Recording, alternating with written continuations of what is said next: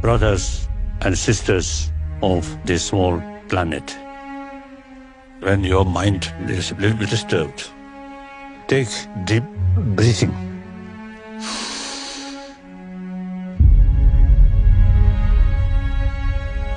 Not talking about God, not talking about next life.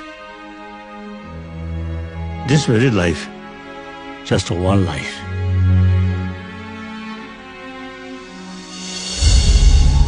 Billion human beings. Everybody, including our enemy, wants peace. But peace not come from sky. Our 21st century will not be easy century. A lot of difficulties come.